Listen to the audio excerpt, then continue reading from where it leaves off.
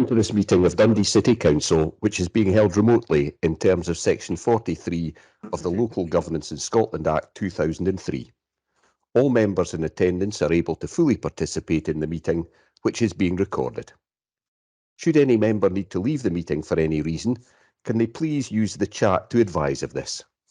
If a member loses their connection, they should make every effort to rejoin the meeting, but if this is not possible, the Committee Services Officer will note their absence for the remainder of the meeting. If you have to leave the meeting due to a declaration of interest, you must remain out of the meeting until invited back in. Would all members please mute their microphones when not speaking to avoid background noise and turn off any smart speakers. Please start the meeting with your camera on. Your face will appear on the screen when you are speaking. If your connection is poor, you may wish to turn off your camera and see if this improves matters. If this doesn't help, you may wish to quickly leave the meeting and rejoin. If you wish to raise a point of order, ask a question, speak on any item, or move a motion or amendment, please use the chat. The convener will then call on you when the relevant item is called. Would members of the press and public please not post messages in the meeting chat? Where items are for noting, or where there has been no disagreement expressed, the convener will call for any member who has a contrary view to indicate this through the chat, otherwise the item will be agreed.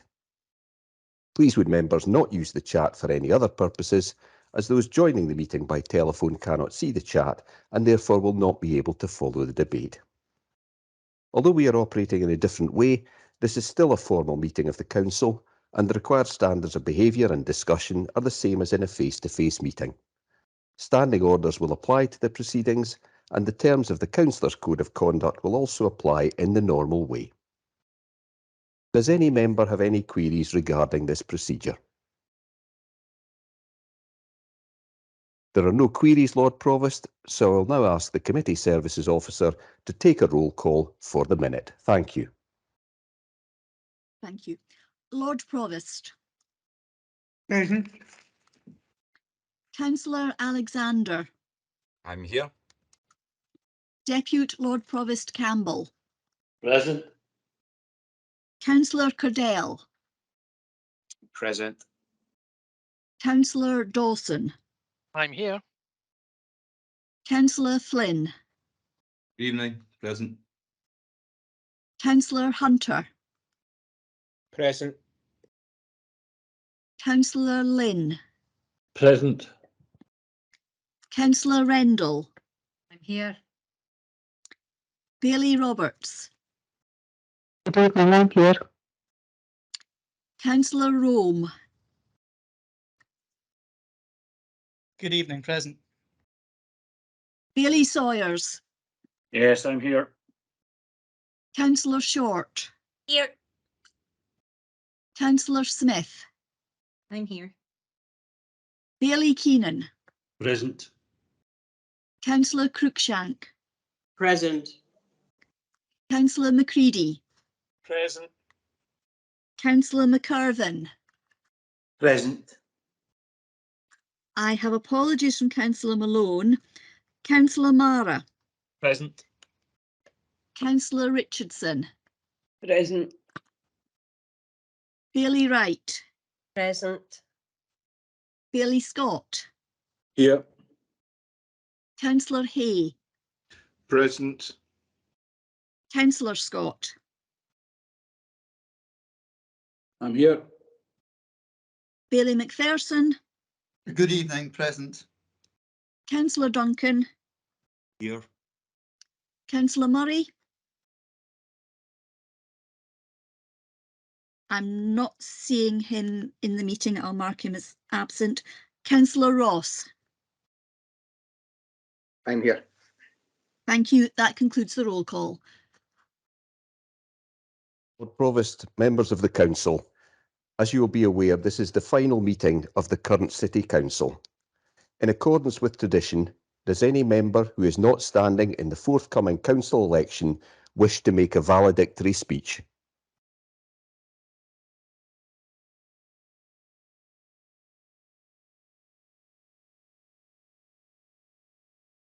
Lord Provost, Councillor Rendell and Councillor Mara wish to speak. Councillor Randall. Thank you very much, Lord Provost. Thanks for giving me the opportunity to just say a few words as I head for the sunny uplands of retirement. Mr. Many had asked if I would like to make a valedictory speech.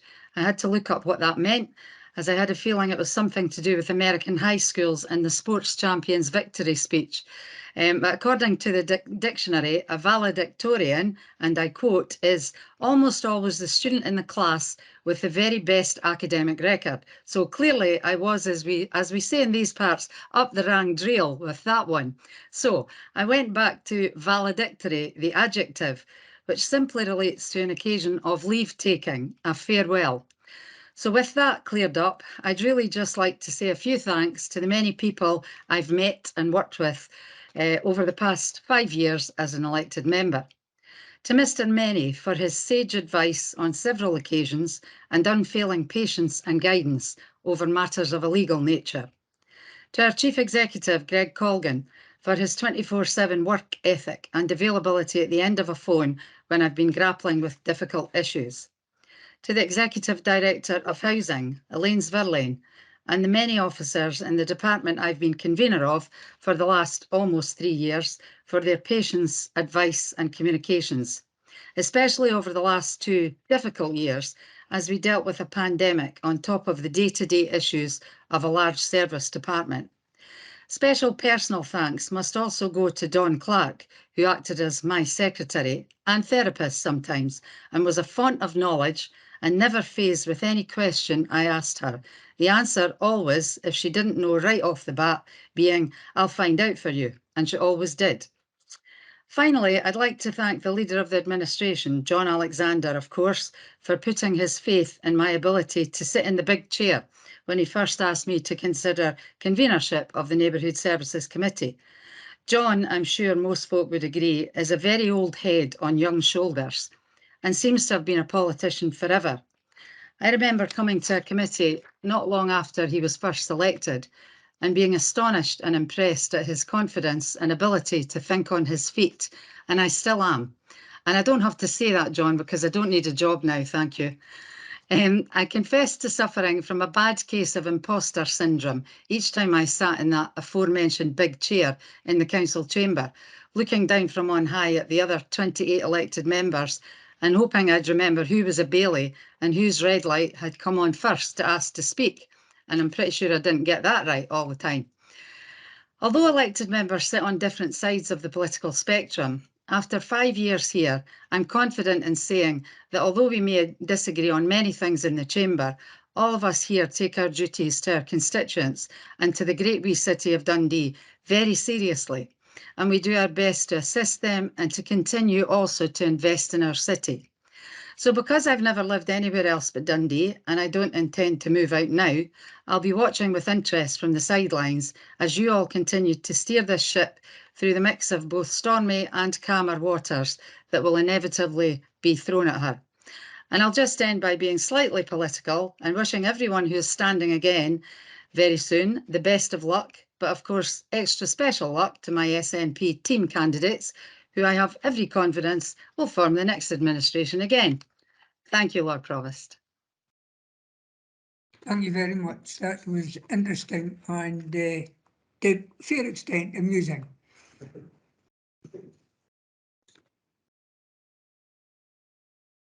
Councillor Murray.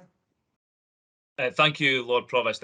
Can I start, Lord Provost, by paying tribute to yourself? You'll be standing down this election after decades of extraordinary service to the city, and stories that people have told me from your days in the Labour Party and beyond for many years, and of your service to the city. And I've only had 5 years in the council, but I know that your experience that you've brought to the city and the service is valued by all of us. So my best wishes to you in your retirement. I'm really heart sorry we didn't manage to get back to the city chambers for the last meeting of the council.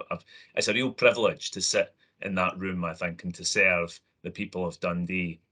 And for my particular circumstances, the Lochie ward for the last 5 years. And I'll never be able to sit there and marvel again at just how alike Ken Lynn and that old Lord Provost are in the portrait. And if you've not spotted that one, I recommend it to all you who are re-elected. It's kept me amused for years now, I have to say, through some duller moments. So my great-grandfather, Nicholas Mara, served on the town council over 100 years ago. And so it's a matter of personal pride to me to follow in those family footsteps. But I really just want to say a few quick thank yous. Thank you to my fellow Labour councillors, including the late Brian Gordon, for their support and their advice, and most often their patience with myself. I want to thank all my fellow councillors.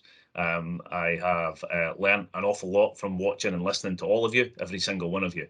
And I appreciate again your patience and advice and the times that we've managed to work together for the people of Dundee. I want to thank officers, the officers in the Labour office, the support staff who have been a great support to our group and me personally. I want to particularly mention Mr. Many, like Councillor Rendell. He's been a counsel to me over a wide variety of issues that politically and kind of personally that I've appreciated as counsel.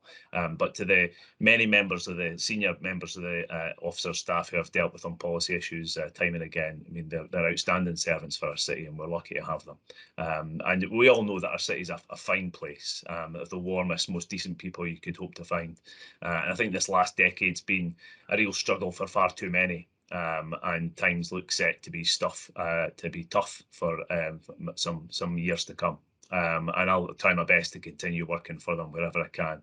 And I know that all the successor councillors will do so too. So thank you, Lord Provost. Thank you very much. Now who's next? Mr. Many. Thank you, Lord Provost. Members of the Council, before the Lord Provost addresses the Council, do the group leaders wish to speak?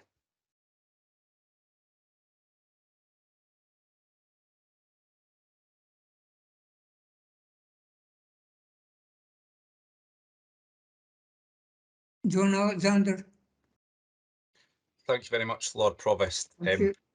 Be remiss of me not to mention very briefly those that are departing us at this election, and my colleague who's already spoken, of course, at one time having been an officer, now an elected member, and also a journalist at one point. I think the only one she's missing is a solicitor in terms of the most hated profession. So well done for getting 3 out of 4.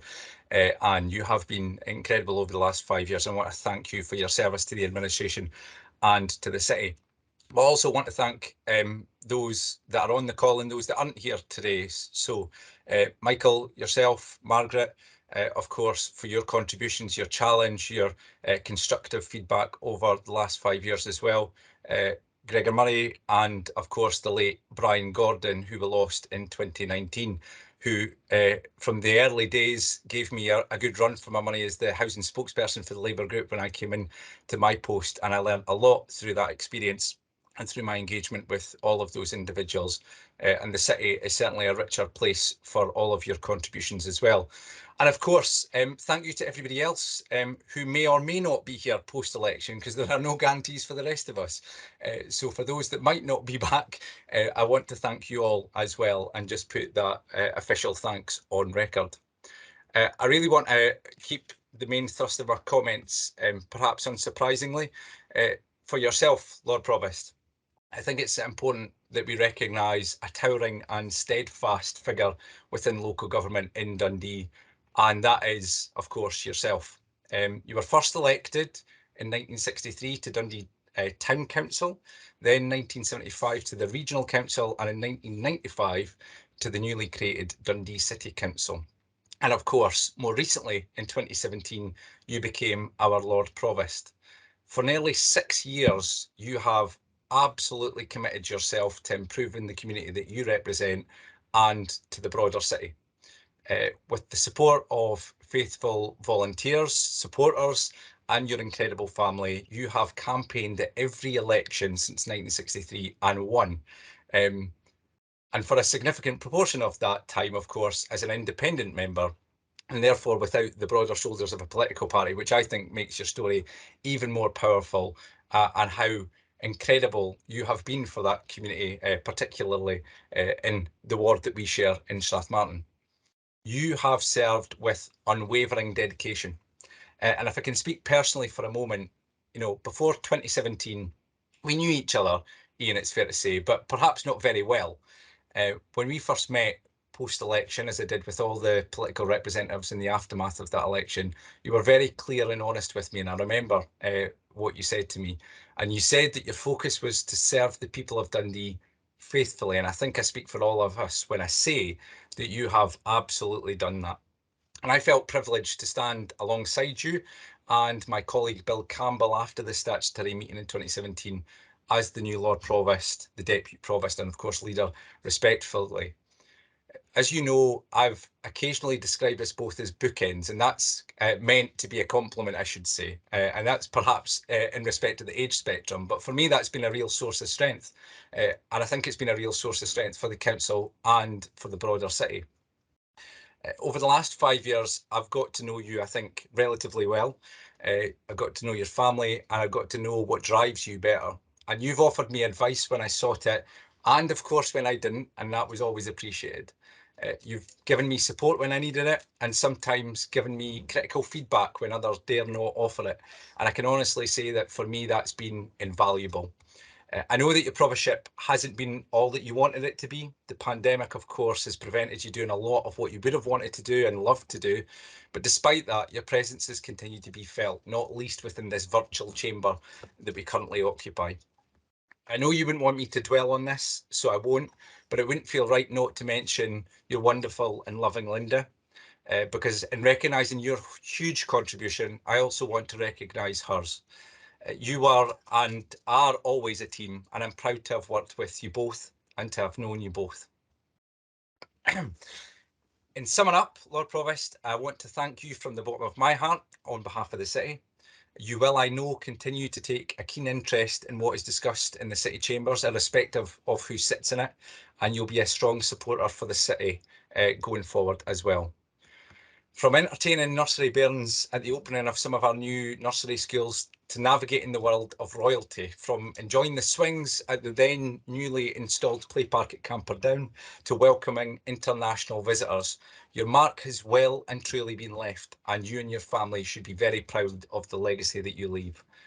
I've asked on many occasions that you write a book, as you know, and you have admirably told me that you won't, but that is, of course, purely for selfish reasons, so that I'm able to consult it for further sage advice and for your incredible anecdotes. Your amazing encyclopedic-like memory continues to cast shame on my own, but it is a great thing indeed. And if I can just say, and finally sum it up, you'll be pleased to hear, Lord Provost, but you really do leave the city a better place, and it's been an honour and a privilege to work with you and alongside you as our Lord Provost. So thank you. Thank you very much indeed. What's next? Bailey McPherson. Thanks indeed, Lord Provost, and I completely concur with everything that Councillor Alexander has had to say there. You were first elected to the Corporation of Dundee the year I was born, and I don't frankly consider myself to be a particularly young person anymore, so I think that does not half give an indication as to the remarkable length of service that you have given to our city that I think few across the whole country, few if any, have achieved. And it's not just the length of service in the case of the Lord Provost, it's the exemplary record that is Ian Borthwick's, to his service to his constituents over 59 years and his service to the city over that extended period of time. And I think something that Councillor Alexander said there, I think should indeed be emphasised. You have had considerable electoral achievement, and against the, shall we say, the party swing, if for want of a better phrase. I mean, it's a remarkable achievement to in a city context, in an urban context, to have had such electoral success as an independent over so many decades. And I don't think that has been achieved really in an urban context by anybody else. What I would say is I think you have the respect and admiration of us all. The city owes you a great debt of gratitude, and you will be long remembered and long and fondly remembered, Lord Provost. Could I also, in closing, just also allude to our colleagues who are standing down today, who are not seeking re-election. And I'm very pleased that Michael Mara mentioned Brian Gordon, the late Brian Gordon, who I think was very much liked by all of us. And it's very sad that he's not here today. But in closing, I would say very best wishes to everybody who is not seeking a re-election. I'm sure you'll not be strangers. We'll all have fond memories of you all, and I wish you all the very, very best for the future. Thank you, Lord Provost. Thank you very much, Billy. Billy Scott. Billy Scott. Thanks, Lord Provost. And on behalf of the Conservative Group, I'd like to thank you for your service to the City of Dundee. You were first elected to Dundee Corporation before I was born, and like Bailey McPherson, I'm no spring chicken. And I don't think we'll see that length of service ever again. And I'm just sorry that your term as Lord Provost has been interrupted by the COVID pandemic. I was aware of you before I became involved in local elections, but I got to know you after I was co-opted on to Tayside Regional Council. And at my first meeting, I tabled an amendment regarding a road scheme in Brodie Ferry, and you took the time to come over to me to speak to me about it and offer your support. And I thought a lot of you for doing that. And on Dundee City Council, we sat beside each other for a couple of terms and shared secretarial support. So I got to know you and your family really well. And I loved listening to your stories about the characters in the city chambers who were here before us. And when council meetings became raucous, your measured and knowledgeable interventions were a calming influence and always welcome. And over the years, personally, you and Linda were very kind to me and my daughter. So I would like to thank you for your service, for your dedication to the causes you believe in. But most of all, I would like to thank you for your friendship. Thank you very much, Bailey. Bailey Keenan. Thank you, Lord Provost. Just before I start, I'd obviously like to make comment to those leaving this evening. It's like the end of a school term, and many people are leaving the school and moving on to new lives and new challenges. And I wish them well, and I wish everyone well that is standing, and wish them success. I think that people enter into local government in the hope to make a difference to the quality of life of the people that we represent, and I think that goes right across every party. It is with some sadness when I reflect the loss of Councillor Gordon, who was a dear friend of mine, and he is sadly missed from the Labour group. He made a good contribution himself to the city in the years that he was here representing people. And, you know, no doubt he would have liked to have went away gracefully from service at the end of the term, but unfortunately was unable to do that. Lord Provost, in saying the service that you've delivered yourself to the city, 59 years of service, and there's no doubt in my mind that you can't deliver that level of service unless you've got the commitment of your family at the back of you. And your wife was a real tower of strength, and, you know, very much into politics in the city, because I know her and know that she very much cared, like yourself, for individuals across the city, and look to make a real difference. And, you know, enabling you to do that is a real strength, you know, to yourselves both. And, you know, a remarkable achievement to be elected on so many occasions to represent people.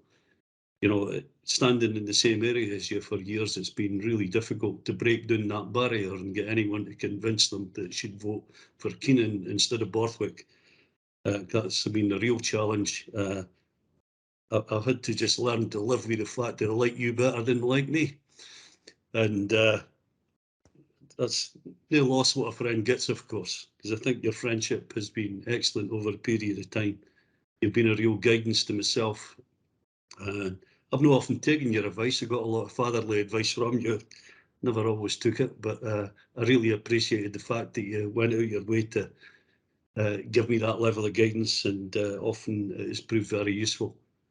ward that you represented, the people that you represent, and the different names. I was thinking of St Mary's, Downfield, Gilburn, West March, Blackshades under that regional council banner, and the many occasions that you went. But obviously St Mary's being the bulk of the earlier part of the ward that seen your return time and time again. There was just no breaking down that. And obviously in the Dales, that the people that were out supporting you in there, I think it was because your mum used to do Mr. Gardens, that I'm led to believe.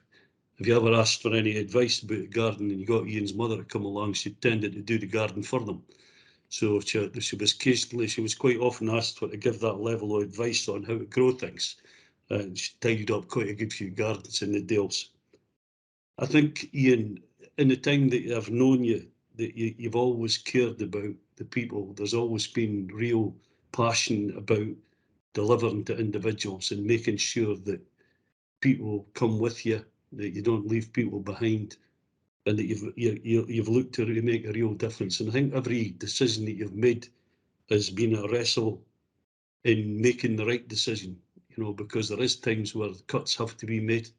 They're unpleasant, but you've got to weigh them up as to the cause and effect. And I think that you've reflected that right through the life and the time that I've known you on council, to reflect on how that affects people. And you've stood up and championed the causes of many causes within the city.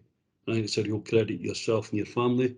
And I wish you well in moving forward in your new Keep Fit programme of running after the grandchildren, because I know how much they like their granddad and how much they care to spend time with granddad. I remember being at your young lad's wedding, and I think you end up having to go to your bed early because they tired you out having granddad dragged up everywhere. So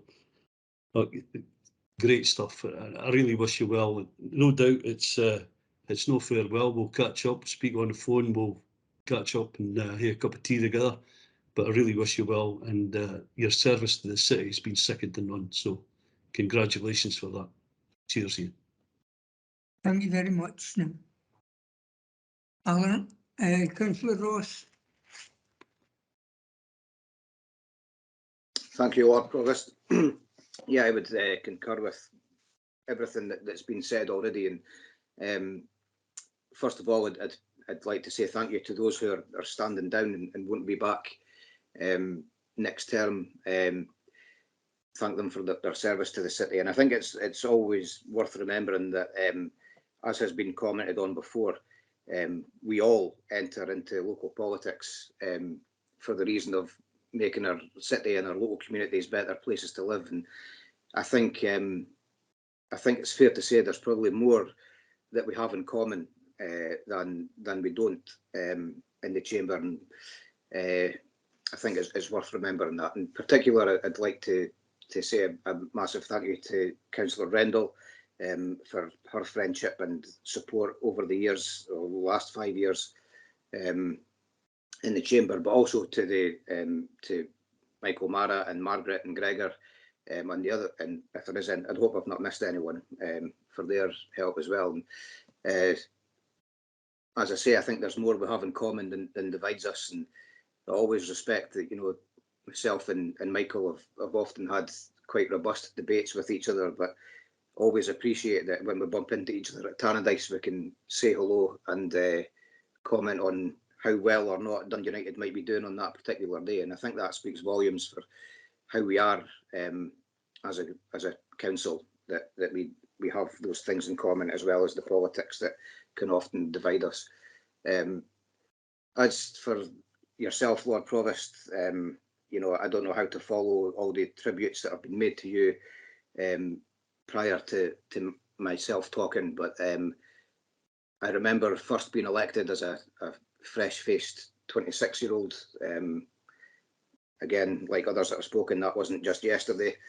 And I remember you put an arm around me, and when I stood with my first bundle of committee papers and looking quite shocked at how much there was, and you said to me, remember, son, look after your constituents first and everything else will follow, and you'll be able to get your head around that, the other stuff, as time goes on. And that was a very good piece of advice for me, and I hope Well, I guess a week on Thursday, I'll maybe get some kind of verdict as to how well I took that advice. But certainly, I'd like to thank you for your contribution to the city over many, many years, and it really is a monumental effort that you've put in, a contribution to public life that I don't think can be rivalled by many. And you will be missed within the chamber. But as others have said, I hope you won't be a stranger, and I hope we will still see you after the election. And as for everyone else in the chamber, none of us know how things will look by the time of the next committee meeting. So just in case I'm not there with whoever is there, I would like to thank everyone. Certainly it's been an interesting 15 years for me, and I think the last two and a bit years through a pandemic has changed everyone's lives. I know it's changed mine, it's changed my outlook on life, and I know whoever is elected back to the chamber on the 5th of May will have the best interests of the city at heart and be focused and committed on Dundee's recovery from COVID and from the lockdowns. But I would just leave it there. Thank you again, Lord Provost. Thanks for all your advice, your friendship, and for your huge commitment to the city of Dundee over a great number of years. Thank you. Thank you very much, Colin. Is that the lot? Is it my turn now? Right. It's difficult to mention everybody because you've said such kind words to me, and they were sincere, certain of that. But might I say Chief Executive and Mr. Many in particular, because he's been a pillar of strength to me during my term of office. That any time you could sit down with him and get the best possible advice and carry on. And I always valued that. Elected members, officials and friends, I'd like to say that I'm most impressed by the kind words that have been said here this evening. Firstly, I would like to pay a personal tribute to my beloved family, the late Linda, Ian and Amy, for all their assistance over the years, for their support, advice and understanding. And I'm eternally grateful for that. And just to mention, that has been mentioned on a number of occasions, Brian Gordon, and I find him a most if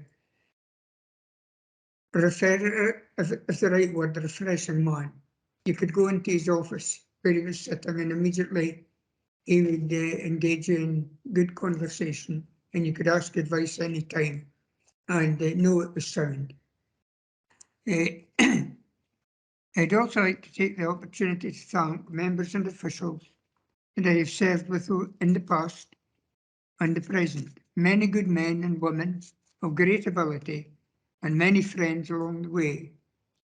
I also regard this occasion as an opportunity to celebrate the city of Dundee and its people, to be given the opportunity to help, support and to encourage the people of this fine city is what I'm most proud of, and of course latterly in my role as Lord Provost of the city of Dundee. It is the role of elected member and now Lord Provost that it is most important in being able to have influence to deliver a better future for our citizens. And I believe over the last 59 years, I have achieved this. I remember a considerable time ago, a recently elected councillor was asked, "John, how does it feel now you're a councillor? How does it feel?" And his reply was, "Well, when I got up this morning and put my feet on the floor, the linoleum was just as cold."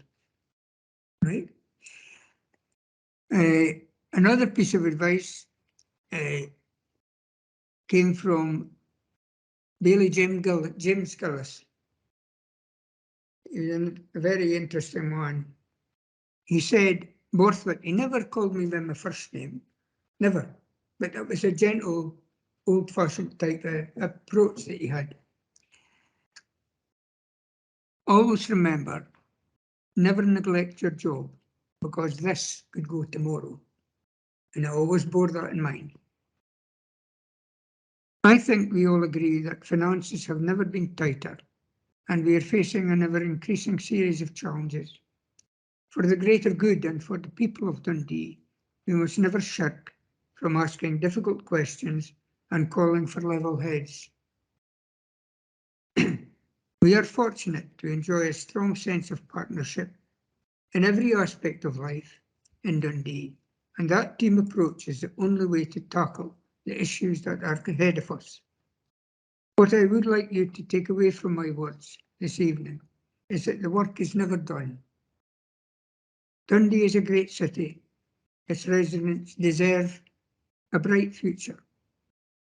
So as Lord Provost of the City of Dundee and a serving councillor for 59 years, I thank each and every one of you. I thank each and every one of you, and I am sure I leave the reins in good hands. It has been an absolute privilege to serve with you. Thank you very much. Thank you. That's all you're getting. Thank you, Lord Provost. Lord Provost, members of the Council, there is one item of formal business this evening, the minutes for information and record purposes.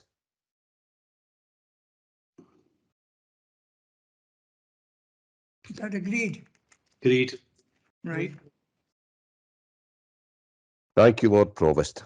That concludes the business of this City Council. The next committee is the Neighbourhood Services Committee.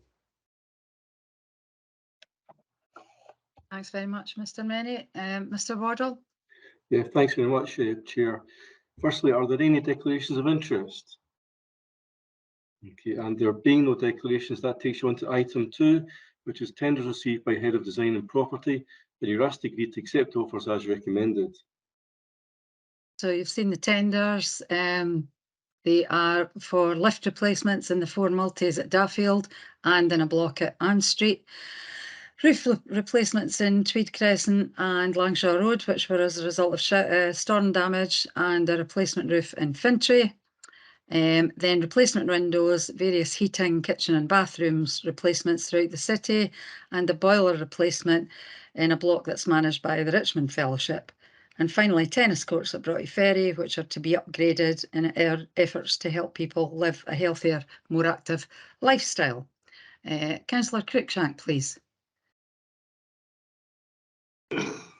Thank you, Convener. I'd like to make a comment on page 7, please.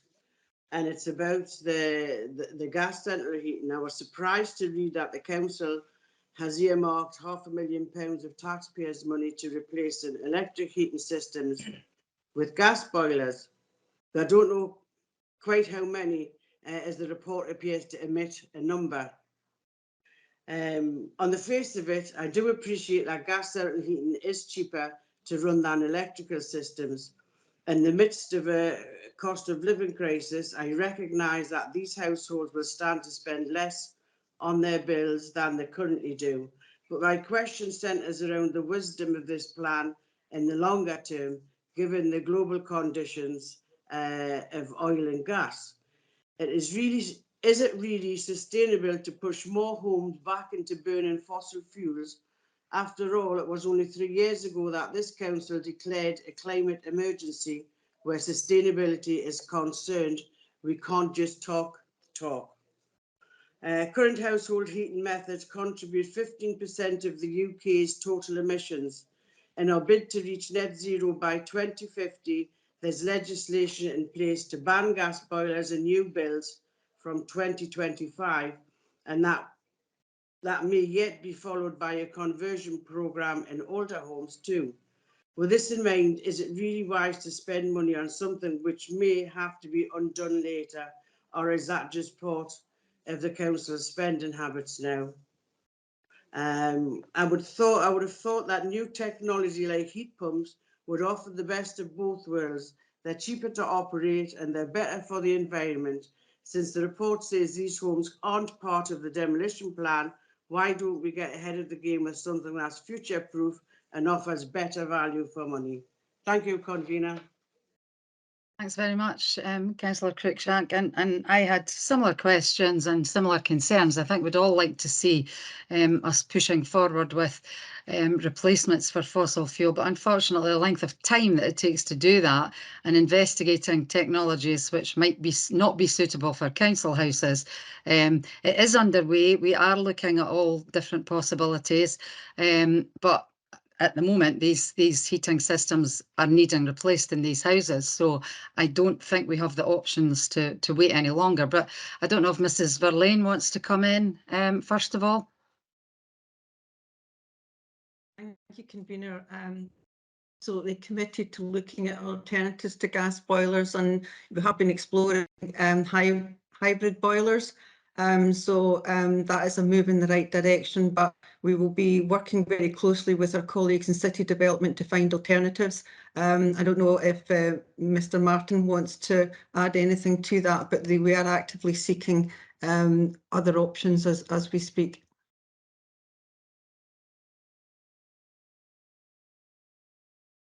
Anyone from City Development want to come in?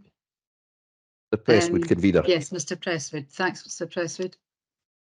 Chair, very happy to do so. Through the Climate Change Delivery Unit, we have been looking into this issue in partnership with Elaine's team, and we believe that at this time there is no alternative to the use in a retrofit situation. And I think that's largely because the cost of running air source heat pumps without modern standards of insulation would mean that that there's a very real risk of fuel poverty if it doesn't exist already amongst the tenants. So we're working with housing colleagues to monitor the market. Obviously, we have some knowledge about the use of hydrogen in heating, some knowledge about air source heat pumps, ground source heat pumps, but at the moment we don't believe that any of those technologies are mature enough to be reliable enough, but more importantly, cheap enough for tenants to use. So although I agree with the points that have been made about the use of electric heating in the future, we think that in this situation, it's certainly the right decision that colleagues in housing have taken. Thanks, Mr. Presswood. Councillor Cruikshank, do you want to come back? No, thanks very much. I'm satisfied with the answers given. Okay, thank you. Councillor Dawson, is that your hand I see up? Yeah, working in the industry is maybe also helpful to give committee a bit of background on some of these heating systems as well, and that basically the whole of the UK will face an issue in the next 3 to 4 years where the radio signal that controls a lot of these heating systems, especially if it's the older total heating, total control systems in the north of Scotland, will be switched off. So which will make it even worse for the tenants, because there is no metering solution out there which can provide a similar type of heat solution for people who have electric systems. So I agree with the sentiments of George's comment in relation to the hydrogen and other fuels, but I think we're in a situation where, with this signal being switched off nationwide, there is possibly a push across the whole of Scotland to remove these heating systems where they exist, because they just will become untenable within the next 3 to 4 years once this actual main signal switched off. I think at last count, I think the industry figure I had was somewhere in the region of maybe 800,000 UK wide who face a very similar position, and it may just be that gas is the interim stopgap, with looking at the possibility of a hybrid boiler system going forward in the future. But it's a bit of a strange position, Georgia, to be fair, but a lot of these systems are just going to become untenable very, very soon, including one possibly in my own house. Thank you very much for those comments, Councillor Dawson. Is that Councillor Lynn? Yeah, thanks, convener. Just I can understand Councillor Cruikshank's concern. I'm just wondering if anyone could maybe let us know about. I'm sure I've read somewhere that gas boilers, there may be some ability to repurpose them to take hydrogen feed instead of natural gas, which would mean that it kind of would be a wee bit future-proof. Could anyone maybe comment on that, please? Yeah, I think that's what Mrs. Verlaine was alluding to. But I don't know if you want to come back in, Elaine. Yeah, that's certainly something that we have been exploring is is the use of boilers that can potentially be run on hydrogen as well. I wonder if Louise Butcher wants to say a little bit from a head of construction point of view. Yeah, thanks, Elaine, and thanks, Councillor Lynn. What we are looking at, as Elaine and Robin have both advised, is hybrid boilers. And some of those models that we're looking at combine a heat pump with a gas boiler, and that also has an element of hydrogen readiness in that the gas boiler side can take up to 20% of hydrogen being blended within the natural gas supply. So that's all but just one example of the hybrid type boilers that we're currently looking at potentially to install across our stock. Thanks very much for that, Louise, and I hope that reassures people that we are looking to the future and trying to find the best ways forward for this. So I'm sure you'll all take it forward in my absence. So if there's no other comments on these tenders, can these be agreed? Okay, thank you. And you'll be pleased to know that is the business. So thank you and goodbye. Thank you, Convener. The next committee is the City Development Committee. Good evening, everyone. Mr. Worrell, it's over to you, please. Yeah, thanks very much, Convener. Firstly, are there any declarations of interest? Okay, there being no declarations, then I take you on to item 2, which is street names, new residential development at the site of the former Keeler factory, and you must agree the terms of the note. Just as it says on the tin, agreed to ask the street names on the report of Keeler and Shaw. Any comments?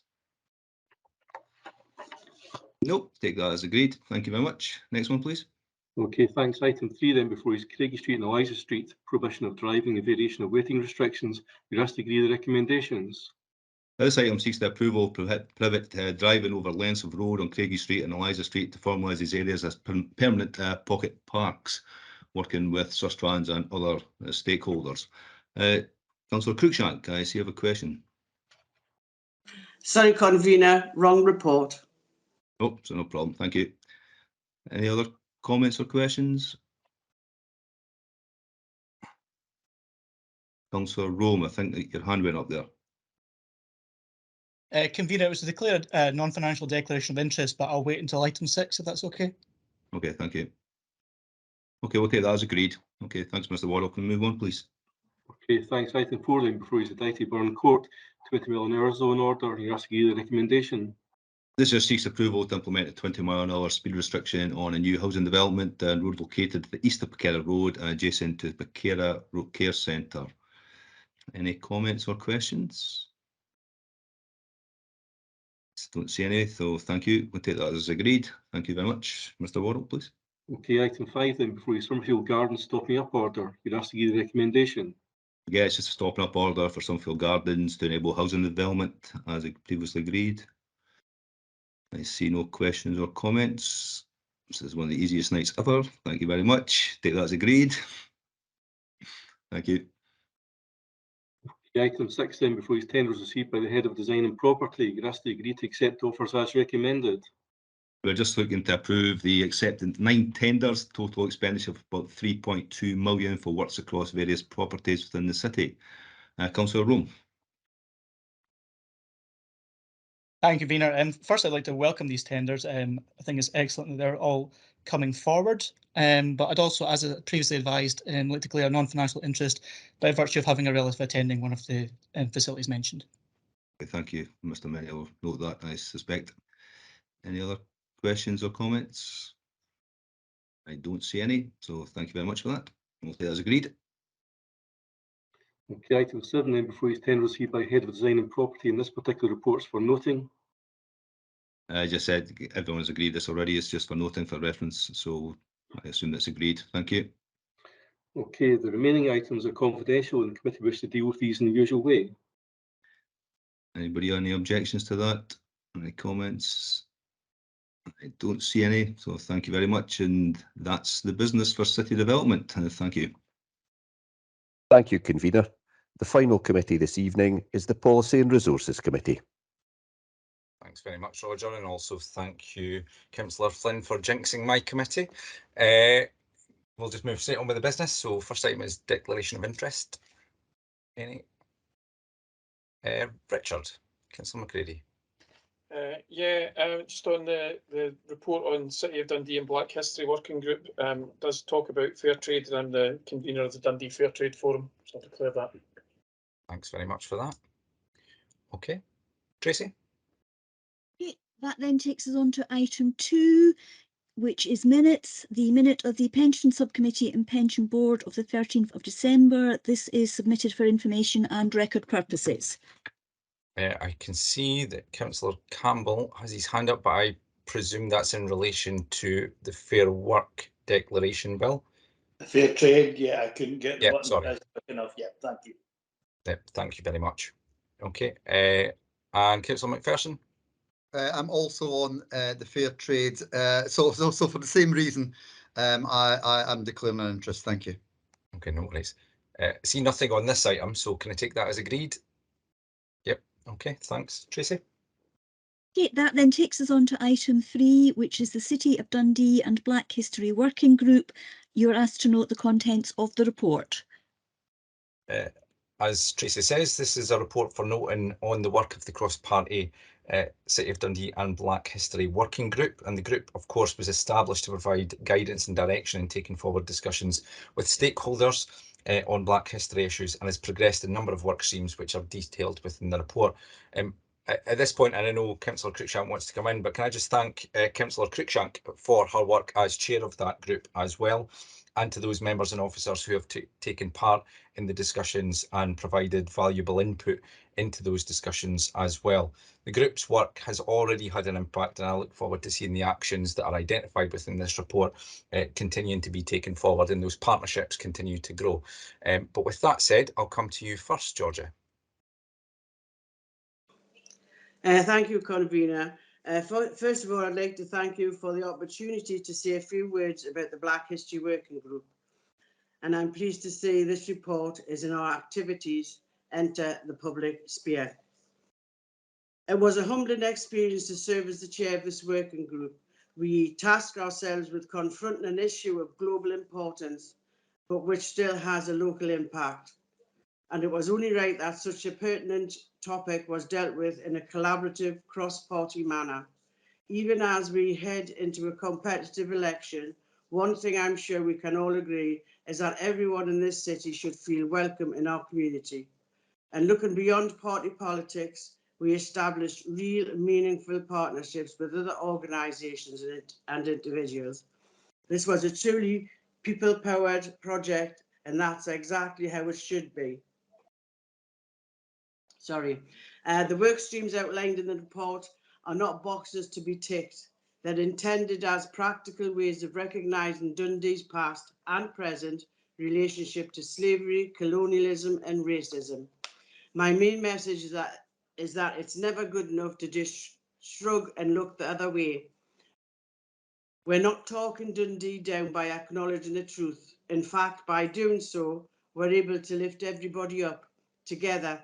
In the wake of the Black Lives Matter movement, we can never be too mindful of our own history or too conscious on the biases around us.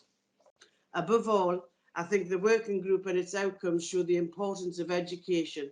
Even I, as a Black woman, learned so much from this experience, and it was a real eye-opener to be involved in so many projects which seek to tell these stories in imaginative ways. For example, the Woven Together project initiative, led in partnership by the University of Dundee and Leisure and Culture Dundee, turns that learning process into an interactive experience. They're putting together a series of walking trails which explain the colonial origins of 30 street names around the city. I'm sure these trails will hit home when they're published during the Black History Month in October. There may be some unpleasant home truths in there, but that's the whole point. Racism isn't rosy, and shared understanding is one way of bringing it to an end. There was also the Founders Project, which examines the provenance of endowments given to the University of Dundee. Generous though they were, many of these donations were the fruits of slave labour. Today, we can quite rightly celebrate the university as a world-class institution, which it is. but it does us no harm to be open and honest about the foundations that prestige was built upon. The university's willingness to support and publish this research is a real step in the right direction. So too is the diversity that the student community brings to Dundee. With one of the biggest student populations in the country, our local culture has been so enriched by this worldwide catchment, and DUSA, the Students' Association, made history this year by electing its first ever majority-minority executive committee and its first black woman as president, which is absolutely amazing. And then there's public artwork, which took us on quite a journey. First in 2020, Sekia Machashi's Black Heritage display at Slessor Gardens was unfortunately torn down in a mindless act of vandalism. So we commissioned local artists to create a new exhibition to raise awareness of Black culture and the long-lasting effects of the British Empire. Our aim now is to create a permanent display at the McManus Galleries. I'm pleased that this has been agreed, given the visible role cultural institutions play in shaping society's impression of itself. I wish the McManus every success in this. In closing, I reiterate again that I found this working group to be a truly enlightening experience, not only for me and my fellow members, but hopefully for the wider community too. Later this year, I look forward to seeing Dundee celebrate its biggest and best Black History Month yet. And there's a lot more good work still to do, including a school curriculum which raises this awareness before bias is set in. It all goes to show, when we're upfront about the past, we can look forward to the future. Thank you, Convener. Thanks very much for those words, George, and I would absolutely endorse everything that you said there. Our city is richer for that multiculturalism and the diverse makeup of our city is a valuable resource, I think, for everybody in the work of the group. It will no doubt leave a really important legacy, and again, like you say, will continue to grow, which is a good thing indeed. So thank you very much for your chairing of that group and for your steadfast resolve in seeing those come to fruition as well, those projects and initiatives. I see nobody else wanting to make a contribution on this, so can I take that item as agreed? Thank you very much. Okay, Tracy. Item 4, the Zealous Resource Link payroll software contract. Your approval is requested. This report is as exciting as it sounds. I'm sure you've all read it in detail, but obviously it relates to ensuring that payroll systems continue unabated and are hosted on our cloud server. Any questions, comments on this? No. Can I take that as agreed? Thank you very much. Okay, Tracy. So item 5 is the Common Good Fund Revenue Budget 2022-2023. Again, you're asked to approve this. Yep, this is a fairly standard report in relation to the Common Good Fund. Obviously, the report details that there is £100,000 for disbursement, and it also identifies that there are a couple of allocations to that, including the Festive Fund, which has previously been agreed, and of course the Festival of Remembrance and the Blood Transfusion Service, with the remainder going through the usual assessment process through the Dundee Partnership. I can see that we've got a question and an amendment on this item, so I'll take Bailey McPherson first. And my question really is about the rationale in relation to Dundee Partnership. I've no particular problem, I should say. I think we're all well aware from previous allocations, Festive Fund, Transfusion Service, Festival of Remembrance are known to us. But I'm a little bit surprised that there's no narrative as to the criteria and the ways in which funding to the partnership. I'm sure it will be well used. The point really is I'm a little bit surprised that there's absolutely no narrative at all in terms of where it will be used and what it will be used for under the auspices of the Dundee Partnership, and perhaps officers could enlighten us a little bit further in regard to that. Okay, thanks for the question, Fraser. Can I pass this initially to Robert? Thank you, Convener. So if you recall, when we brought forward the report last year, we recommended that we put a priority on projects for supporting COVID recovery, and we've left it more open this year, recognising that we've moved out of that period. The process that goes through is applications for use of the Common Fund come through, are evaluated by the team in the Chief Executive's office, and we've reached a view on what funding would be appropriate for those applications. And you can see in the report that the bodies that received funding in the course of last year. So there is an evaluation of the project, what it will deliver, and how effective it will be going forward for each project. Happy to share the details of the application form with all members if that would be helpful, so they've got a better idea of that. The challenge that we have is it's often oversubscribed, so there's often more applications for projects than there are funding available, which perhaps won't surprise members. I hope that's helpful, Convener. Yeah. Thanks, Robert. I was just going to suggest, actually, if you could circulate the application form, because I think it's also helpful not only to see it from our perspective, but we will likely be approached from organisations, and it's always helpful to have it ready so that we can send it out. Fraser, does that go some way to answering your question? Well, bluntly, no, it doesn't. The point, I mean, Robert didn't, with respect, Robert, you didn't actually answer my question, which is what specifically will the Dundee, you know, I think what's missing in this report is there should be some narrative regarding what you know, in the body of the report as to what the specific areas of funding, what it will actually be used for by the Dundee Partnership. The Dundee Partnership funds a whole load of stuff, and there's nothing in this report to indicate what this will actually be used for. It's helpful to circulate the thing, but I would certainly want an assurance, and I notice is that the Chief Executive has his hand up. I could be wrong. The point essentially is I think there really should be, for future reports, some narrative as to what specifically is going to be this is actually going to be used for, so that when we make a decision tonight, fine circulating later, but the point is the decision's made tonight.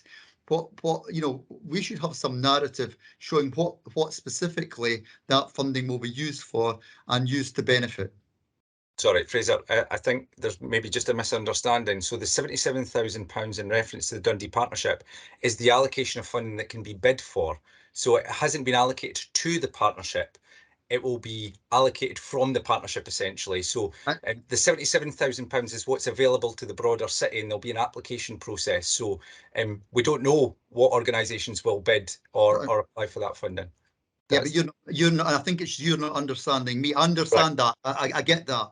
The point really, however, is what's the criteria the Dundee Partnership are going to be using? Which sort of applications will they be accepting, and for what? That's the point I think I'm trying to make. Okay, I'll bring in Greg in the first instance. Greg. Thanks, Convener. Thanks, Bailey McPherson. So the process that's been outlined in the report is the process that we've followed in all years, with the exception of last year. So I think what would be helpful, we can share with you the purpose of the Common Good Fund and share with you the categorisation and the way in which applications will be scored. And going forward, we'll make sure that that level of detail is included within future reports.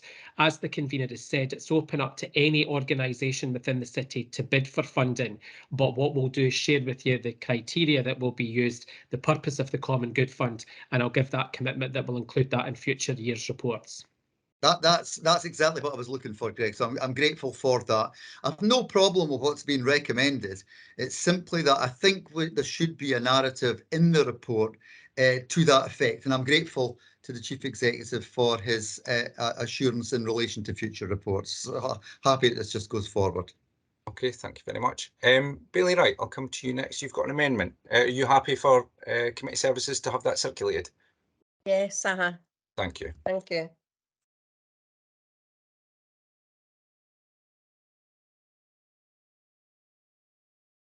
Well, that's been circulated. Helen, if you want to speak to it, happy for you to do so. Could I just put my ringer off because somebody has arrived at my front door. I apologise for that. Obviously, my amendment is I would like to move that 10k be allocated at the Dundee Partnership Fund to the West End Blethers Cafe. This started last year as a result of preparing for the Year Older People, which is this year. Some of us got together from Obviously, the Dundee Pensioners Forum, Celebrate Age's Concern, DVVA and myself, and we looked at the Friary, what they were doing. They had a cafe, and we thought we would have the Blether Cafe as a result to run sort of parallel with their cafe, which has been very successful. Last Thursday, we volunteer every Thursday, and we turn up for blethering, which I do lots of, quite enjoy it actually. But the project was running short of funds, and they have put in applications for further funding. And it's really dealing with the loneliness and isolation that's been created after COVID. Obviously, to inform the funding application, the bletherers were asked to tell us what they thought about the cafe, what they liked, what they would like to see changed, and how they would like the cafe to develop in the future. Everybody actually had something to say, and there were lots of suggestions proposed, including a sing-along, a tea dance once a month. Everybody loves the 50s and 60s musics.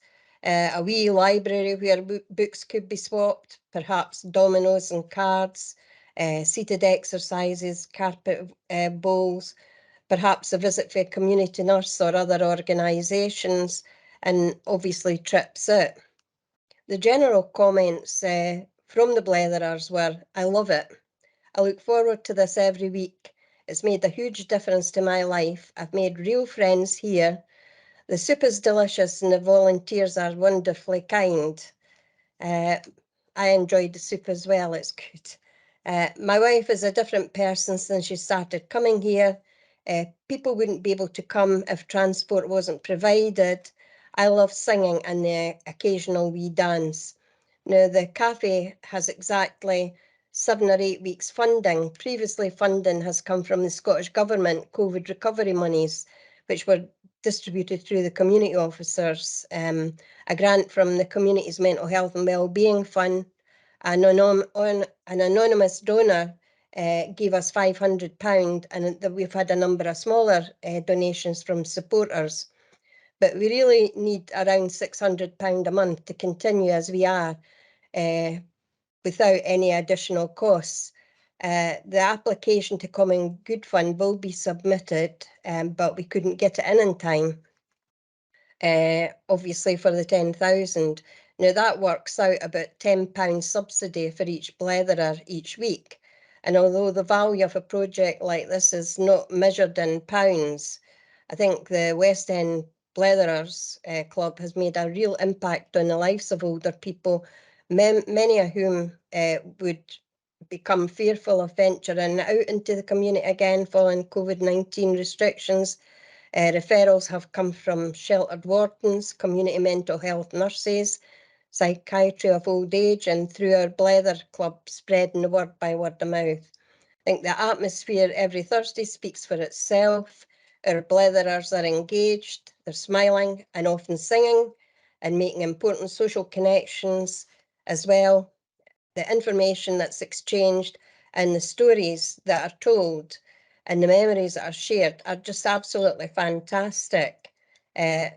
Obviously, there's old acquaintances, people meeting up who have never seen each other for years, and there's a renewed friendship there. And obviously, some people are making new friends. I think this is a worthwhile adventure, and it is providing some of our loneliest and isolated people. It's good to see people going out after they've been at the cafe, laughing and smiling and saying they'll be back the following week. So I'm hoping that you're going to agree to this, because it does make a change. It makes, it is helping with loneliness and isolation. We are volunteers, and really to some people this club has been a real lifeline. But perhaps over and above, if we were opening our shelter complexes, and once we're opened fully, they could be offering a once-a-week blether club with volunteers, and I'm sure you get plenty of volunteers. Some people here actually do volunteering, and that helps with loneliness and isolation. And as I say, a lot of people have benefited from it. So I'm hoping that you're going to agree to this tonight. Thanks very much, Helen. Certainly from what I know of the group, they do tremendous work, and it seems to be very, very warmly received, as you rightly described. I'll ask you for a second in a moment. I know that Bailey McPherson wants to come in as well. I can just offer, I mean, an initial response. So I absolutely am supportive of what you're suggesting. I think my challenge here is that, well, one, the process isn't open, so the group is more than entitled to bid for the process. I also harbour a little bit of a fear that we could all find worthy projects which do very similar things or celebrate the fantastic work like the work of the Blether Cafe you've described, but it almost circumvents the kind of application process in order to get that breadth. So whilst I'm very supportive of what you're saying, I don't think that we should be, during the course of the committee, I suppose, putting in our favourite projects at this point, if that makes sense. I think the application process allows for the cafe to submit that application, and I would hope that they would be successful, of course, through that process, which is open to them. But I don't necessarily think that committee is where we should be putting forward individual projects and not allowing them to go through the proper process, if that makes sense. But I'll bring in Bailey McPherson, and then we can maybe come back to that point. Fraser? Well, I actually wanted to cover that particular point because I am very supportive of what Helen's had to say. And I wanted to really make 2 points. I take your point, convener, regarding the application process.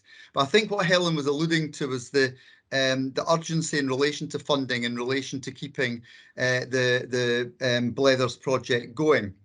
And I think for that reason, I think we have a slightly unique situation, which I hope committee will indulge Helen on tonight and support what she's trying to achieve. And if she's looking for a seconder, I'm happy to do so.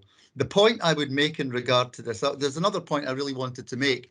The name's West End Blethers, and you might say, well, he's a West End councillor, so he would say that. But in fact, it's only called West End Blethers because of where it's physically situated. It takes place in the Friary and Tulladeff Road, and a few of us have been along and very much enjoyed the lunchtime and afternoon at the Blethers. The point I would make is, having been along on a few occasions, I can tell you that it's benefiting people right across the city. It's purely in relation to where it's situated, the name. And the last time I was along, I was sat next to people that are no more living in my ward than fly in the air, to be perfectly honest. And they're, in fact, I was speaking to a couple from Downfield, I think, were directly next to me the last time I attended. So I think the point I would make, conveners, whilst taking your point that in the normal course of events, you would want somebody to go through the application process. I think Helen makes a good point in relation to the urgency in relation to funding, and it's for that reason I would be very supportive of what she's going forward with tonight. Thank you. Thanks very much, Fraser.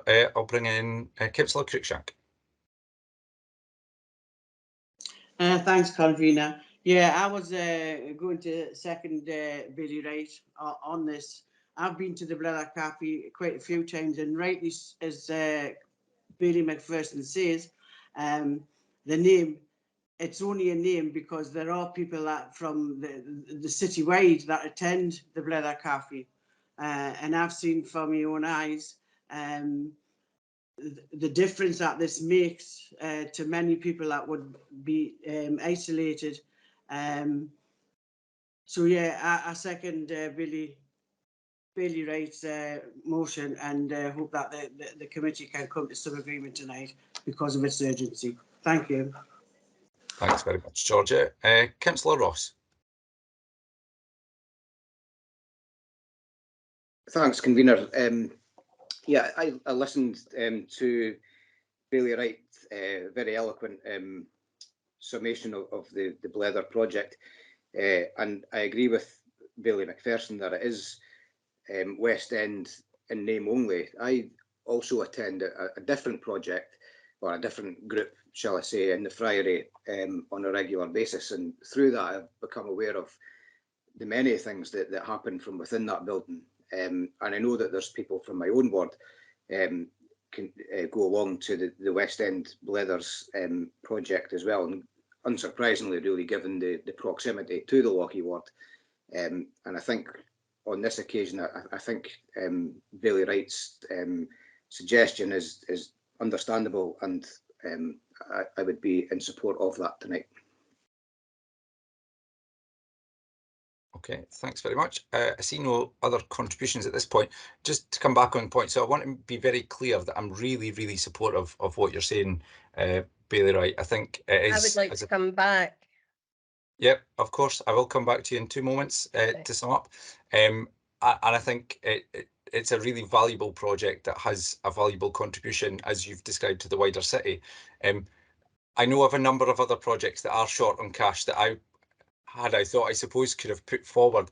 My concern is that, one, we haven't got any detail of the nature of that, the requirement. We're hearing that it's 10,000, but there's not been any discussion around that. So, I mean, what I would like to happen, I suppose, is for officers to really engage with that project to see if there is additional support available. Of course, the Common Good Fund isn't the only avenue for support, and depending upon the nature of the support that's required for the project, there might be other ways of supporting it. And of course, I go back to the point that, you know, the Common Good Fund is available for them, and I'm sure if officers were engaged in that conversation, they would be more than happy to look at ways to expedite support in any way that they possibly could. But I just have a fear about, I suppose, circumventing a process and not allowing the kind of due application process, which all other organisations will have to go through for going forward. And for those reasons, I don't think I can endorse what you're putting forward tonight. But I'll come to Bailey Keenan, Bailey Sawyers, and then I'll come back to yourself for summing up, Helen. So Bailey Keenan. Yeah, thanks, convener. Just to say, you know, the Labour group hadn't intended to come along here tonight and look for a divide. We looked for go here with United Chamber. You know, it's the end of a term, but Bailey Wright felt that this needed to come forward based on the finances of that group. So perhaps in the interests of compromise, we could look for a mechanism to give them a few £1,000 just to see them over until the full of the bidding process comes in. I mean, I think it's a worthy cause that will look at isolation and loneliness. You know, can deliver on issues of mental health. It's supporting people. It's getting people out of the house. It's addressing that loneliness issue. You know, and I think that it's worthwhile. So, you know, if we could even find a halfway house that would say we would give them a few £1,000 to tide it over and then let the bidding process go, then we haven't eaten every bit of money, you know, in making it happen. But, you know, if we've got 7 weeks of money or 7 weeks this project's got, then buy them a bit more time by giving them a bit of cash. Don't necessarily give them a whole 10, but look for something that would make a difference. Thanks, Bailey Keenan. Certainly endorse some of what you said there in terms of the organisation. Again, go back to the point though, not all elected members are going to be aware of this group. We don't have any detail. And so we're being asked to sign off thousands of pounds of public money to a group that not all 29 elected members have any detail on it. I'm not sure if the shoe was on the other foot. Normally that would be a point of criticism, I think, from the Labour group if the SNP was suggesting such a thing. But listen, I want to get to a point of agreement. I think, you know, the fundamental point for me is we can absolutely agree that officers contact that organisation this week, and I would take that as read, and I would ask Greg to take that forward as Chief Executive of the Council to progress that conversation as quickly as possible to see what support can be deployed, and also again looking through the greater auspices or the broader shoulders of the Council, other funding streams that might well be available that they might not be aware of, and also the common good process. So I really do want to find a solution to this. I just, you know, as I say, there is a due process that I think we need to go through when we're talking about thousands of pounds of public cash as well. And it's a point that's been made numerous times. So I have no concerns about the organisation. I think what they do is incredibly valuable. But I think as, you know, the protectors, I suppose, of the public purse, we need to be clear and assured on that due process. But listen, I'll bring in Bailey Sawyers, and then again, as I said, Helen, we'll come back to yourself for summing up. Bailey Sawyers. Yeah, thanks very much, convener. And I welcome those assurances you've given that council officers will urgently engage with this organisation. I mean, I don't doubt the good work it does. Bailey Wright's outlined that in some detail, but you know, personally, I'm not particularly aware of this organisation, and I doubt, given its location, many of my constituents are. We could all come forward citing worthy projects across the city and swallow up the £77,000 in the next 2 minutes. But I think, as Councillor Bailey McPherson made a bit of a point of at the beginning of the meeting, he was talking about the criteria in which funding is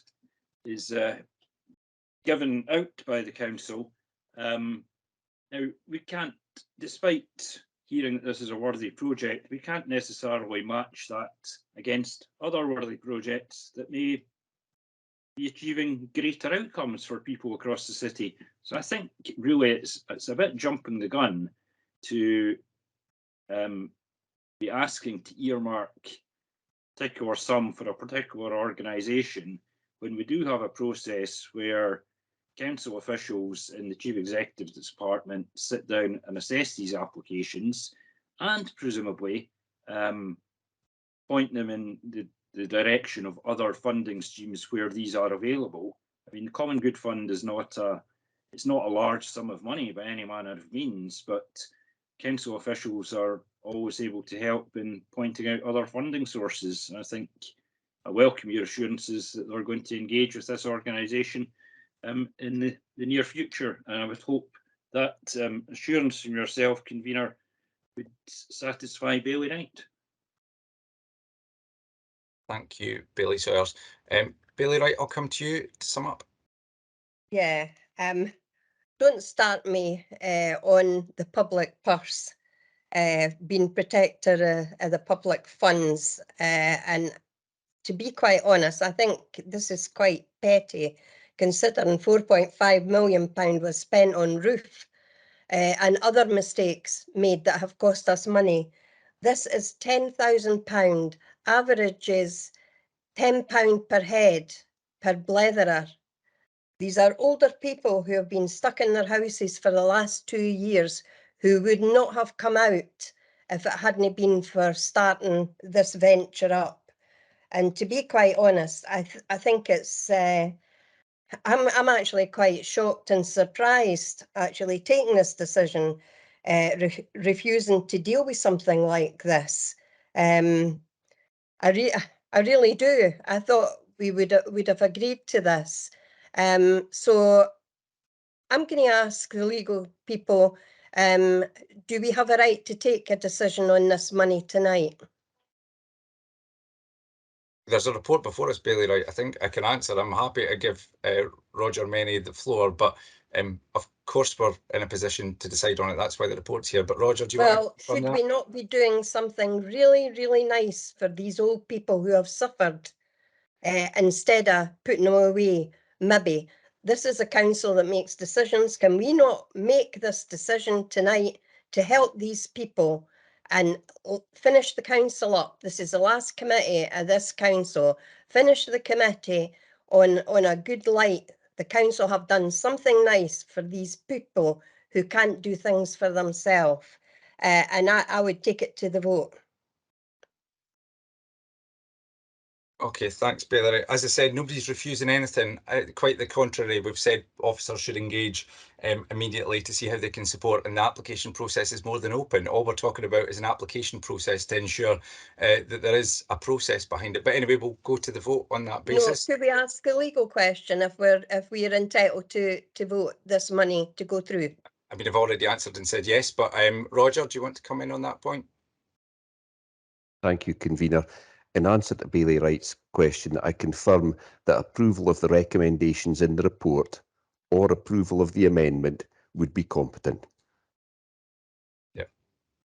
Sorry, Bailey Wright, you're on mute, but we've already said we're going to move to the formal position. So we'll yes, move but to the he's given me an answer, and I'm going to say thank you for that, Roger, for that answer. And can I say to you, shame on you for not deciding tonight. Helen, I don't understand why you're taking this so personally. I think I've explained the reasons. I've explained that I want to be supportive of the project and that officers are going to meet with them and engage, and that the fund is more than open to them. So I think you're taking this very personally, and there is no need for that, because this is purely about ensuring that the questions are answered, and we're going to move to the vote on that basis. Well, So can we move to the vote, please, Tracy? Stop me talking a minute ago. We're going to move to the vote, Bailey Wright. Can you please stop You've interrupting? rattled on yourself. Tracy, can we move to the vote, please? Do you have a seconder, convener? I'll Yeah, formally can I- second, Tracy. Thank you. Sorry, who was that? That was Councillor Dawson. Councillor Dawson. Thank you. Okay. So the motion by the convener, seconded by Councillor Dawson, is for approval of the report. The amendment by Bailey Wright, seconded by Bailey McPherson, is as circulated. Convener. Motion. Deputy Lord Provost Campbell. Motion. Councillor Cadell. Motion. Councillor Dawson. Motion. Councillor Flynn. Motion. Councillor Hunter. The motion. Councillor Lynn. Motion. Councillor Rendell. The motion. Bailey Roberts. Motion. Councillor Rome. The motion. Bailey Sawyers. Motion. Councillor Short. The motion. Councillor Smith. Motion. Bailey Keenan. Amendment. Councillor Cruikshank. Amendment. Councillor McCready. Amendment. Councillor McIrvin. Amendment. Councillor Mara. Amendment. Councillor Richardson. Amendment. Bailey Wright. Amendment.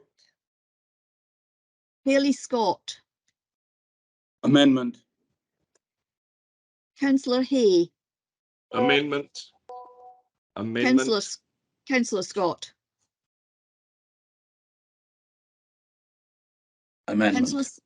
Thank Amendment. you. Bailey McPherson. The amendment. Councillor Duncan. Amendment. Lord Provost.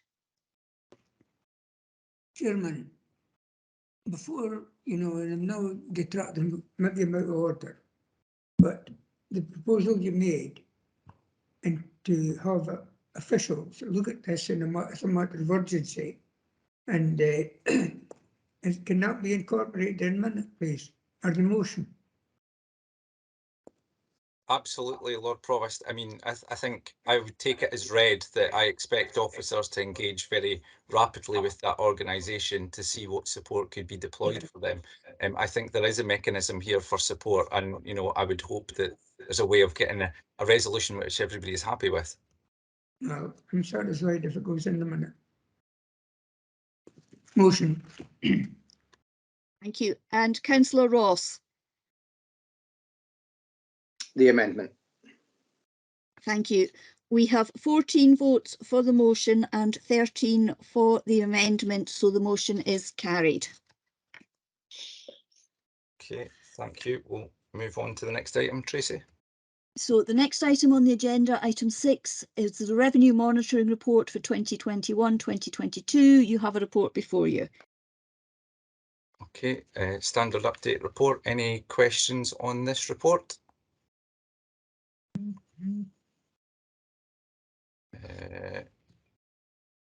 Okay, Bailey Keenan. Yeah. So is that you shouting me in, John? Yeah. Yeah, sorry, Okay. Kevin. Yeah, go for it. Okay. I suppose it's a February report, and in early February, we were looking at a budget that was predicting that we were going to be about 7 million off an underspend, and now we're looking at 11. So it's moved on quite considerably, and I'm just wondering whether officers see in dragging the accounts together for the end of the year whether there is likely to be any more movement one way or another. So it'd be useful to know that. And I suppose I did set out that we were hoping that we wouldn't have any kind of divide tonight.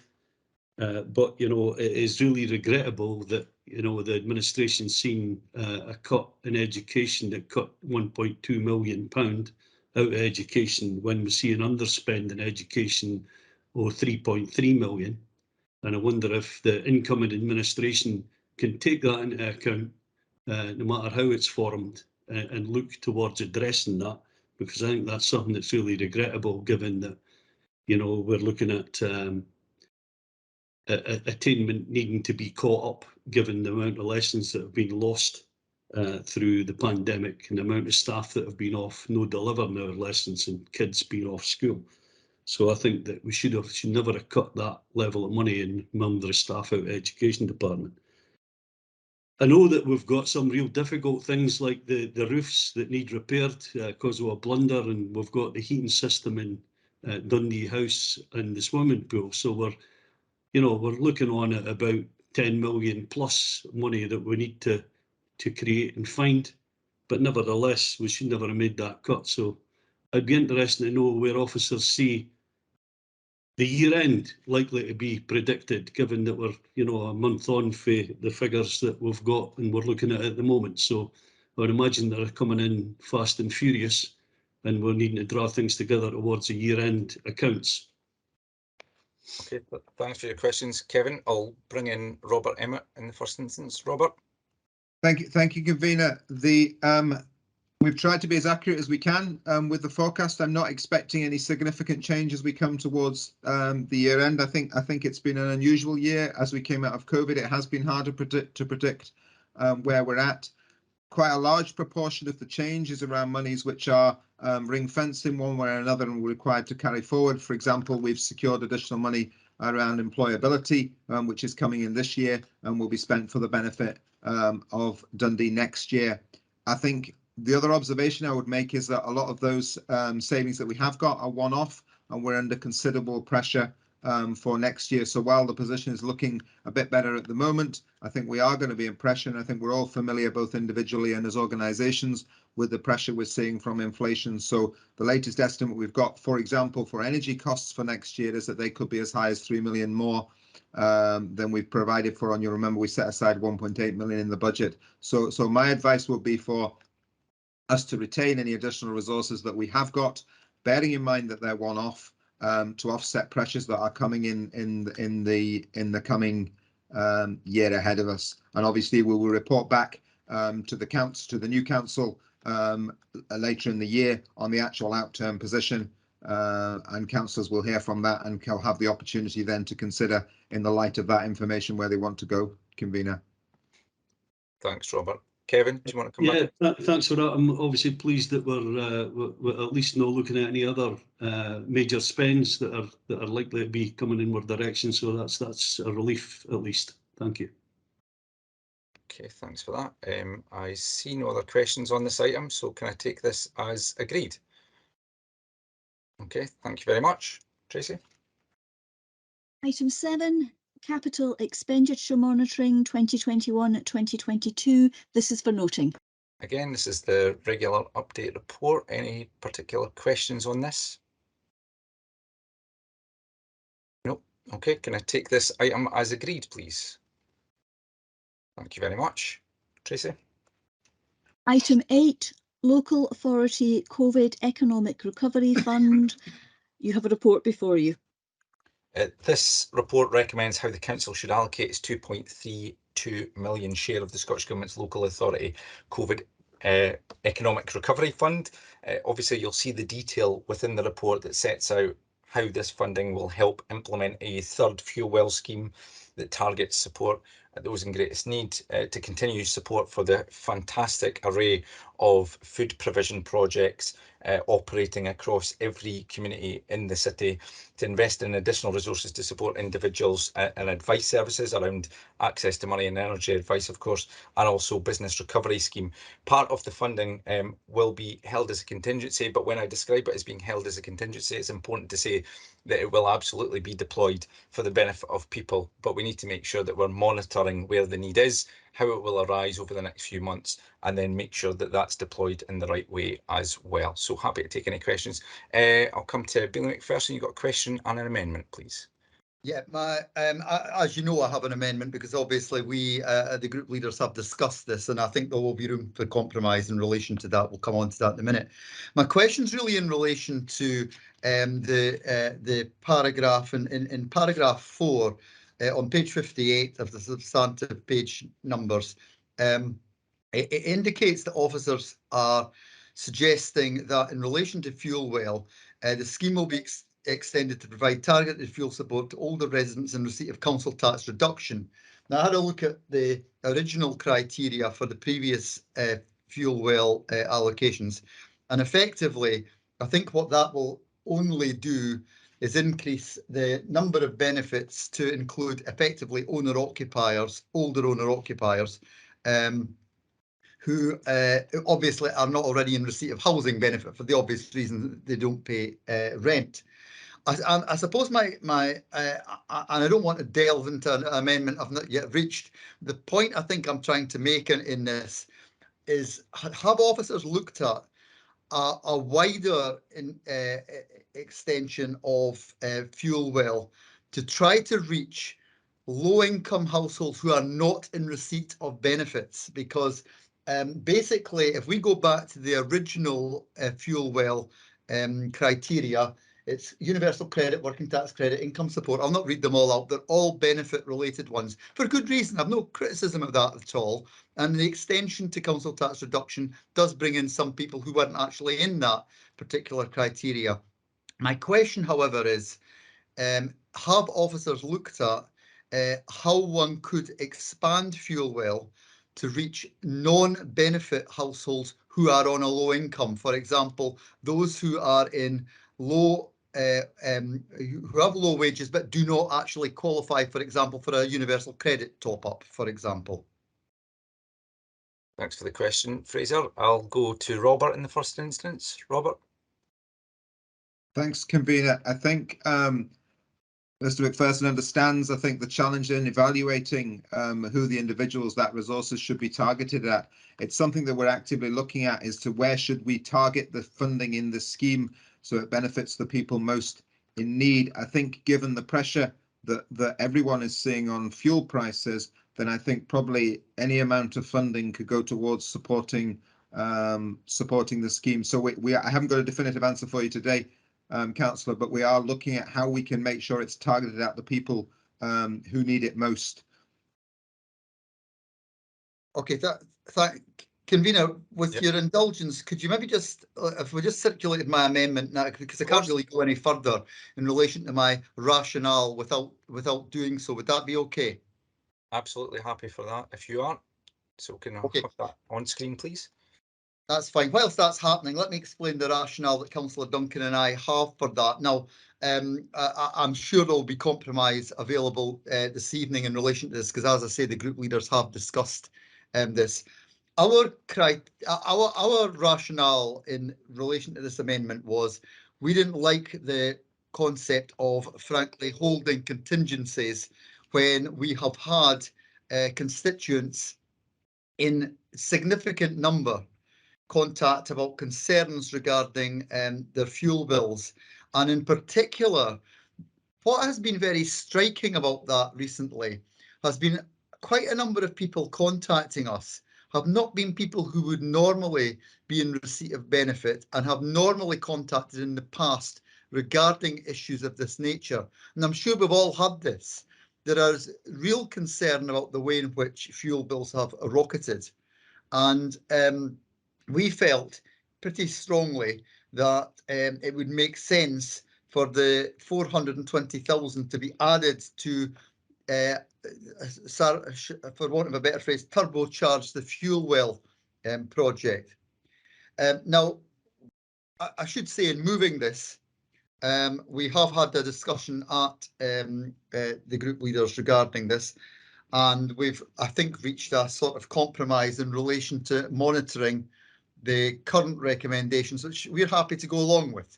But I think what we agreed, and if committee is agreeable tonight, we would check by the August committee the extent to which fuel well allocation applications have come in. And what I would really want from officers in that time is for them to look very seriously at how we can expand the scope of fuel well so that we reach more low-income households. But I'll hand it back to you, convener, at this point. Thanks, Fraser. Thanks very much. I know Councillor Duncan wants to come in and second as well, but just to say, in response to that, absolutely happy for a further report to come back.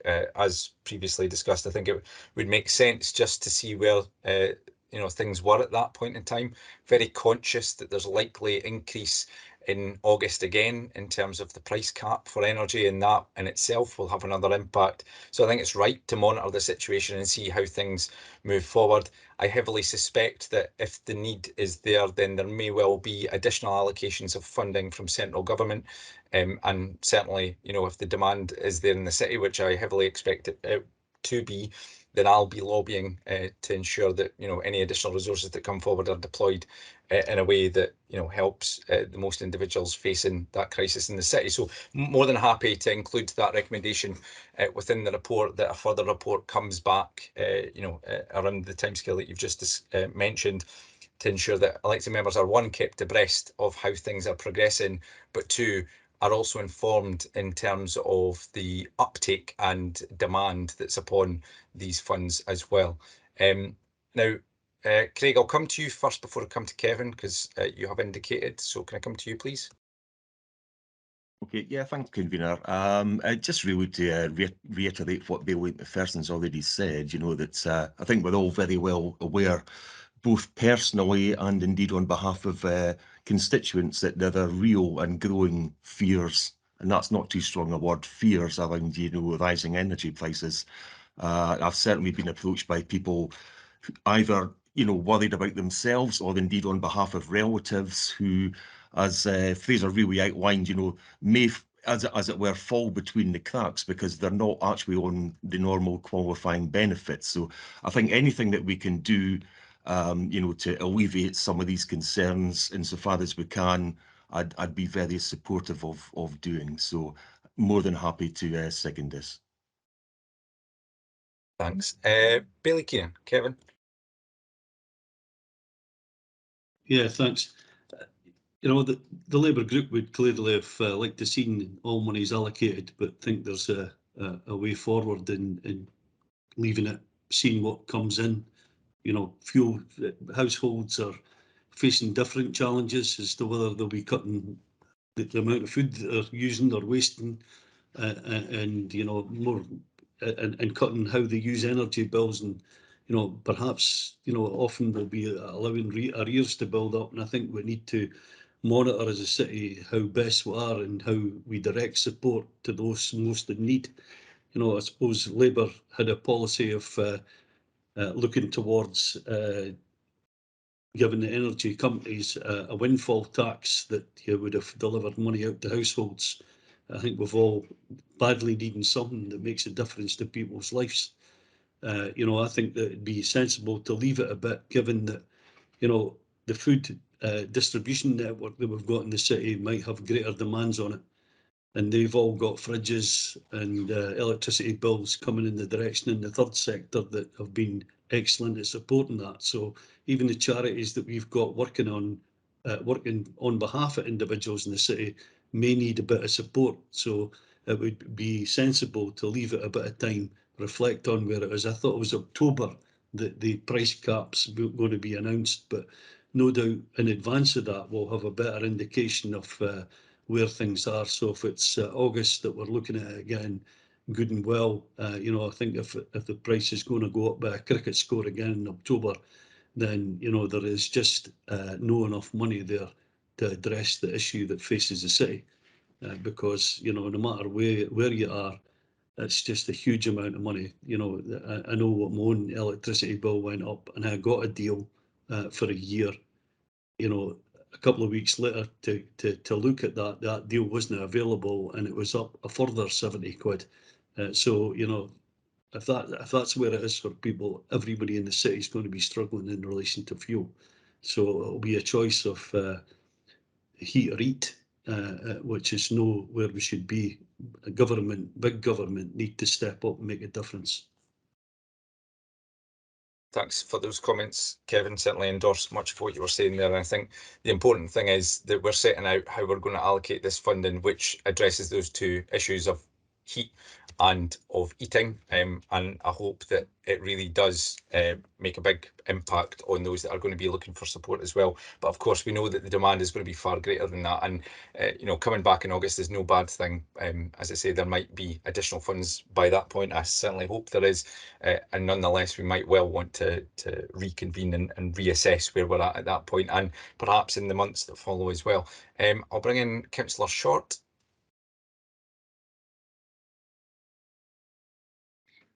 Thank you. As you will know, convener, I was involved in the food and fuel section of the last Fairness Commission.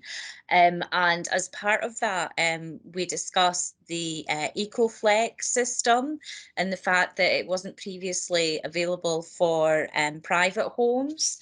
And I don't know if this would perhaps allude to what Bailey McPherson was talking about, and perhaps if one of the officers could come in and explain just what a difference that would make to perhaps people within the city who previously didn't fall into that category. But since we've signed this memorandum of understanding with SCARF, there is another opportunity to support households across the city. I think it'd probably be Louise Butcher might be best placed, but you're the convener.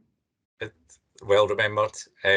Louise, if you want to come in at that point, I will allow so. Thanks, Councillor Alexander, and thanks, Councillor Short.